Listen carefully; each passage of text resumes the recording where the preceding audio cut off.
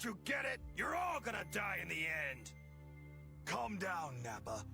Give them a moment to clear this trash off the battlefield. How dare you? You guys stay out of this. This is between me and them now. Okay, buddy. This one's for you. I won't let you down again. All right, come on. I'm ready. I'll take on all 4 of those goons at once. Just like Yamcha was gonna do.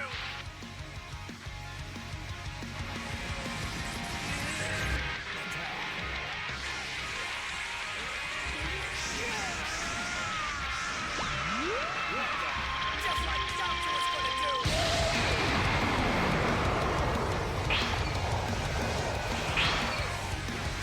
And just like Yamcha, Key manipulation.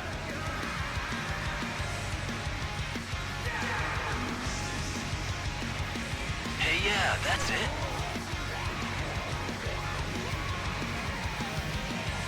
He'll end the whole saga right here.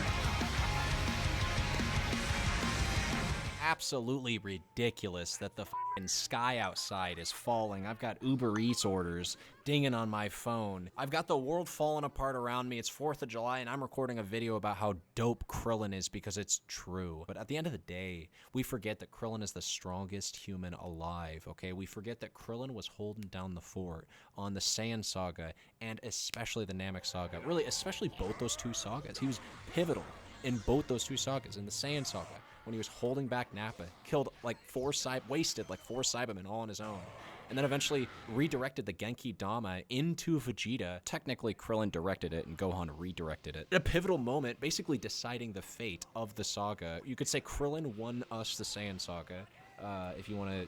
I missed him! That's right, Yajirobe gets pissed, Baba's glass breaks. My crystal ball's gone! Try a rebound! And then right before the moment that it hits, Gohan, it's dead. Can you hear me? there's this long pause where Goku just gives a 5-second speech. Bounce it back, Gohan. That ball won't hurt you if there's no evil in your heart. You have to bounce it back. You can bounce it back if you're pure enough.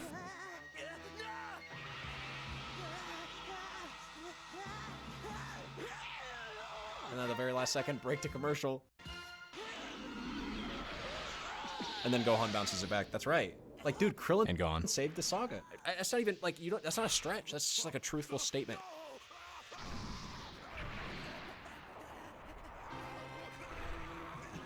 God damn, Vegeta was having a bad day. This isn't even the worst of it. And the raw energy rips his body apart. Gotta love those scenes when it shows it.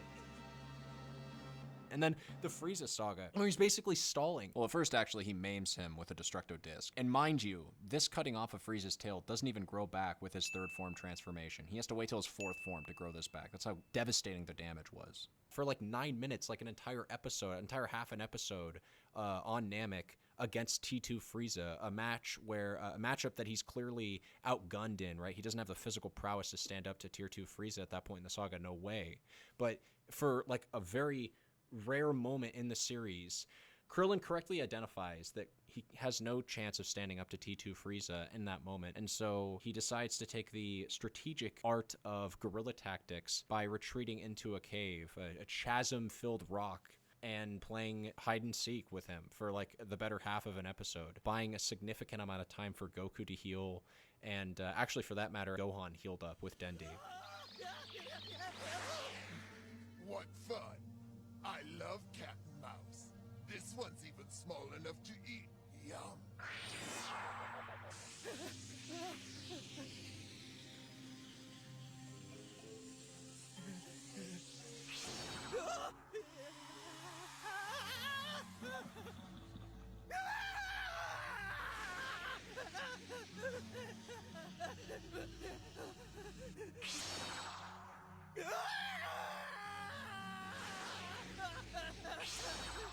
And it's like, we can try to frame this as though Krillin is the klutz.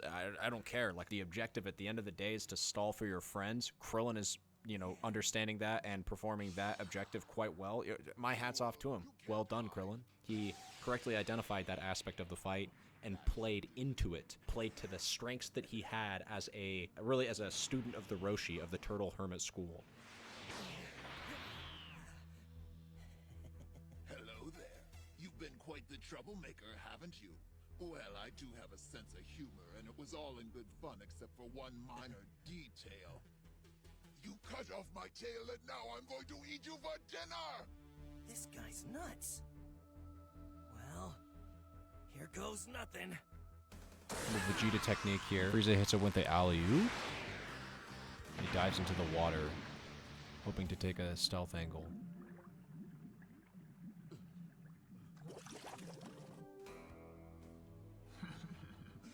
Just what I needed. A little fishing to relax my nerves. And that sound that you hear from After Image is actually played in the show because, like, you're moving at the speed of sound, but it's not heard here because Krillin's underwater and we're in his perspective. I like that touch.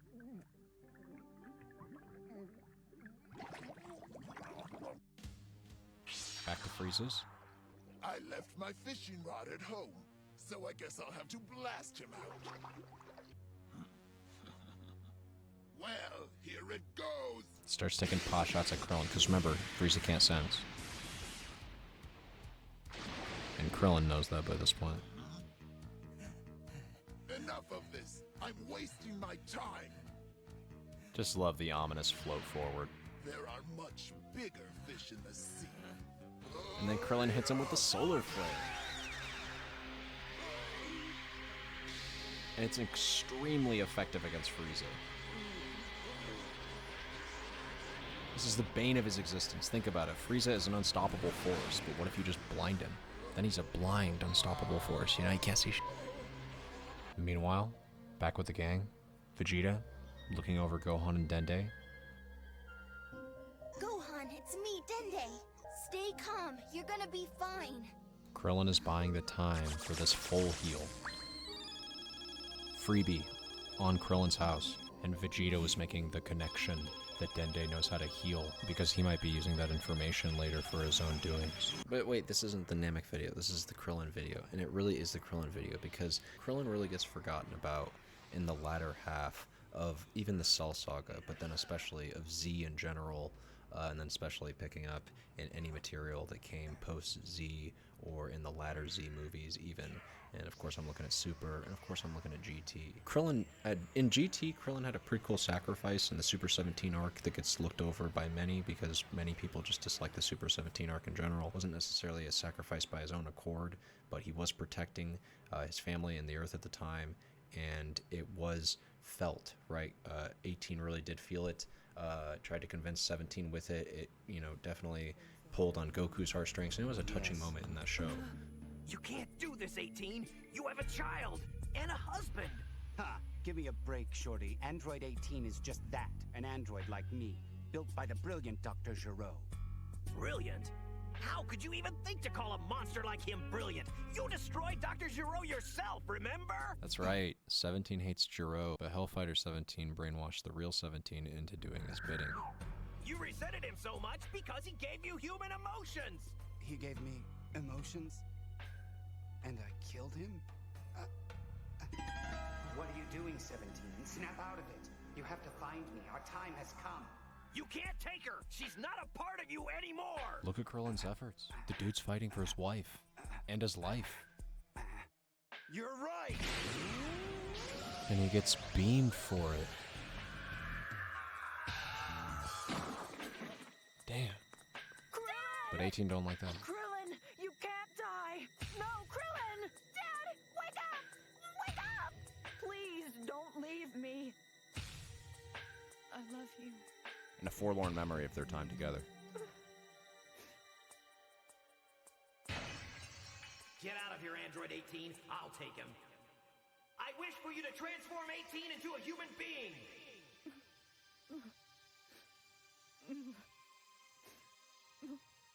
Don't go. Now, do you see? Your ties to this race are dwindling. He was my husband. And you killed him! You killed him!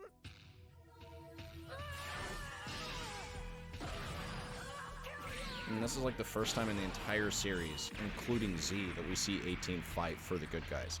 She's got that weird-ass fist, but this is such a dope scene. I guess what I'm saying is, it really does suck that Krillin became the sideshow character that he did, because he really was, like, dope. He was dope as all hell. He had the potential to be an incredibly well-written character that maintained power with Goku and everybody else. If the writers were interested in exploring that perspective of a human fighter that was able to keep up with the Saiyans, and I'm not talking about like a half-breed Saiyan human like Gohan who barely caught up himself, but maybe that's the point of these characters. Maybe that's the point of everybody that has a human side in Dragon Ball Z, and that is to recognize their humanity and try to integrate into it, rather than to continue the life of fighting and brutality. You know, when I think of this, I think of that brief moment at the beginning of the Saiyan saga, at the very beginning of the Saiyan saga, after the like interlude with Raditz coming to Earth, getting destroyed, and then having this moment where the Z fighters are officially assembled for the first time, right? This first inception of the Z fighters, and it's not this grand moment where they like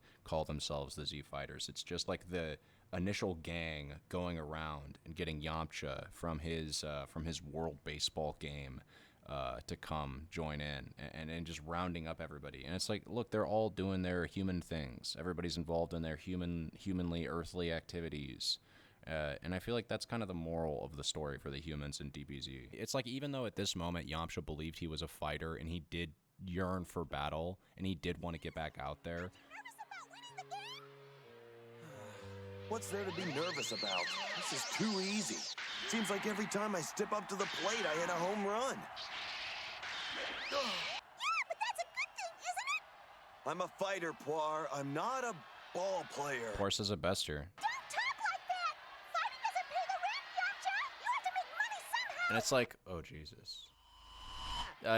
It's like, you know, that's true. Like, what Poir's saying is fundamentally true. It's a fundamental fact of the human condition that you gotta make money somehow. And Yamcha does have to make money. Krillin does have to make money. These are humans that are existing on Earth, even in a fictional universe, where at baseball games, and apparently in the middle of sold-out baseball stadiums, full-on human brawls just take place in the middle of civilized sporting events.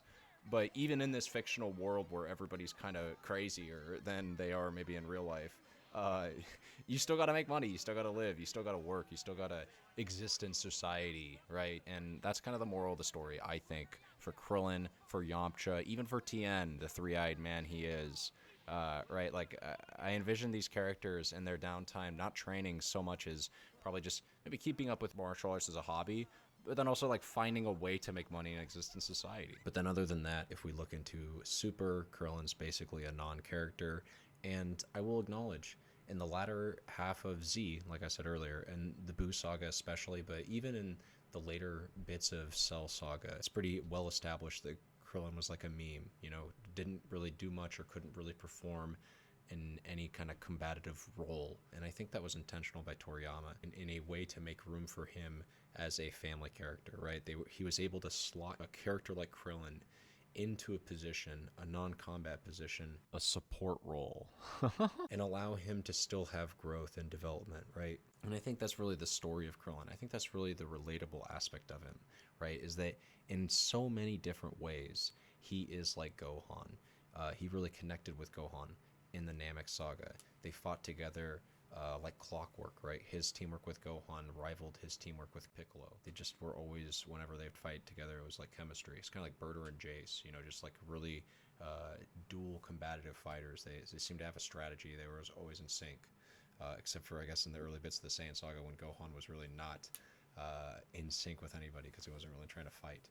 But Krillin was never hard on Gohan for that reason either. Not to shame Piccolo or anything, but I just mean like Krillin was really a real one to Gohan. This is why I say they had a strong bond that goes unacknowledged by many of us in the fan base. And then I think it's kind of like subtly acknowledged in the show. It's like not something that Toriyama like outwardly says. I don't know how else to say it other than I feel like we don't talk about. I feel like it's not a discussion. The conversation of Gohan and Krillin's chemistry, both as combatants, but then also as sort of like lifelong dual partners in their experience, just like in what they favored in life outcomes. Of course, Krillin became the family man that we know him to be, right? Had his kid, Marin, not her. or whatever, and it's kind of like, is she a cyborg too? But then Android 18, remember, kind of got wished to be human, so I guess there's like probably nothing wrong there. Either way, they all got taken over by baby, so they're at least human enough in that respect. Either way, Krillin became a family man. and so did Gohan, even though I don't think anybody would argue Gohan's on the same level of power as Krillin, because he certainly isn't. And if you do watch the superhero movie, the Dragon Ball Super Hero movie, the Dragon Ball superhero movie, Gohan gets his beast transformation, and it's like very evident at that point that he's in a different league from Krillin, probably in a different league from most of the cast at that point, but still a family man, right? Still something that Krillin fundamentally is way more than somebody like Goku is, right? Not to shade Goku or anything, I just mean that, and of course, like, Krillin and Goku had a really good bond, so it really isn't to shade Goku. I'm saying that Krillin was sort of he's a very relatable character. If you're just somebody who has a lot of connections to friends, like your community, you like having a lot of friends, you have a family, you like your wife, maybe you're into combat, maybe you're into like combat sports or some shit like that, Krillin's right there up your alley, right? He's a martial arts enthusiast. He's kind of like a Shaolin monk, or he certainly was one. He trained in the Orin Temple for 8 years. It's our old punching bag. Hello? It's been a long time since I've seen you, Krillin, when you ran crying out of the Orin Temple. That's right, and these two bullies still think they run game on him. But look, his clothes are so pretty. Now, surely you're not trying to fight in the World Martial Arts Tournament. Come on, man, like, maybe I got a twinge of the tism, but you can't just touch the man like that. Well, yeah, I was thinking about it. And Laurie Still's Krillin is perfect. You can't lie to me. From the original Dragon Ball series. How horrible. Making all these real fighters waste their time on you. Have you forgotten what we taught you? That runts are always runts? And look at him, he doesn't even believe in himself. He's gonna need a pep talk. No, I remember. Why'd you let them talk to you like that? Cause everything they say about me is right, Goku. They've known me longer than anyone. They know the truth. A friend in need. Maybe I should drop out. Damn, he was seriously gonna drop out from the tournament. No, you won't. You're going to give that guy all you've got. But with Goku's unwavering kindness, even in youth. But I thought you said it'd be bad if we used our full strength here. We'll take a timeout from that rule because those guys need to know what you're made of. So you show them. Oh gosh, that's me. You can do it, Krillin. Right. And he approaches to redeem himself. I have to admit that I'm kind of jealous you get to be in the ring with him. Cocky as Don't worry, I'll give him a good slap for you. He thinks Krillin's light work. Oh, I bet you'll be surprised at what you can do. Just give him a good tap. I think my body went numb. And they really amped the tension up in this scene.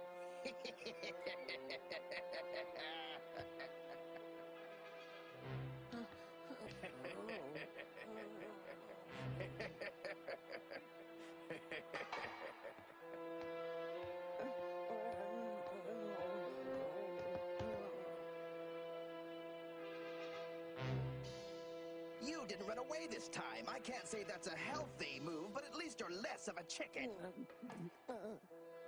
Begin! Which bone should I break first?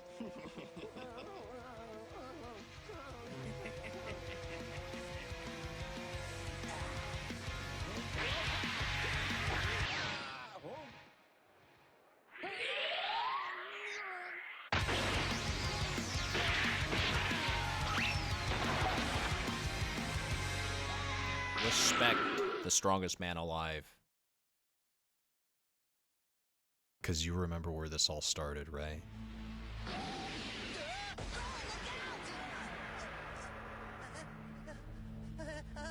This time you won't come back. And Frieza flings him into the air.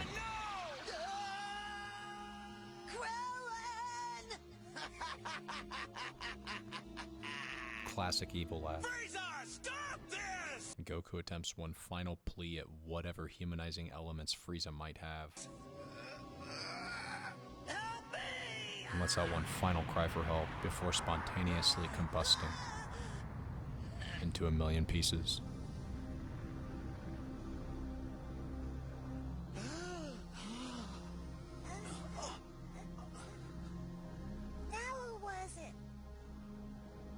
It was Krillin.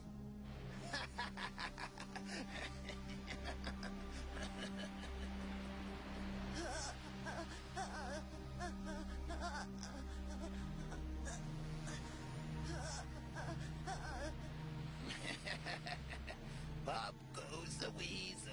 And one final morbid taunt sends him over the edge. I won't let you get away with this!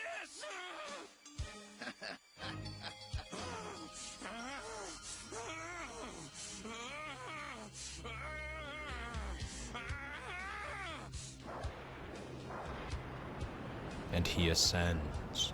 And hell yeah, the sky crackles, the planet shakes, the heavens quake.